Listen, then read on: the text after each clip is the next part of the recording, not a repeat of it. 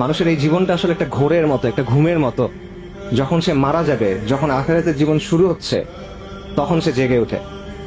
এটা ভেবে চিন্তা করেন, আমরা যখন স্বপ্ন দেখি, স্বপ্নের মধ্যে তো অনেক কিছু হয়। স্বপ্নের মধ্যে যখন মানুষ কোনো বিপদ দেখে সে ভয় পায়, স্বপ্নের মধ্যে যখন ভালো কিছু হয় তখন সে খুশি হয়, এবং স্বপ্নের মধ্যে মনে হয় কত ঘটনা ঘটতেছে অনেক সময় নিয়ে। কিন্তু যখন আপনি ঘুম থেকে উঠেন, তখন দেখবেন স্বপ্নের কথা আর মনে থাকে না, আচ্ছা আচ্ছা অল্প কিছু মনে থাকে, এবং মনে হয় এটা তো অল্প একটা সময় ছিল।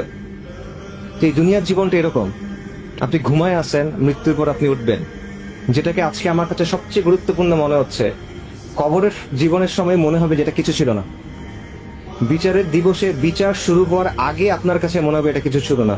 বিচার শুরু হয় নাই এখনো, জান্নাত জাহান্নামের জীবন এখনো শুরু হয় নাই। জাস্ট ইয়াউমুল কিয়ামাতে বিচার শুরু হওয়ার আগের যে সময়টা, ওই সময়টাতে আপনার কাছে মনে হবে যে দুনিয়ার জীবন এটাতে একটা মুহূর্ত ছিল শুধু।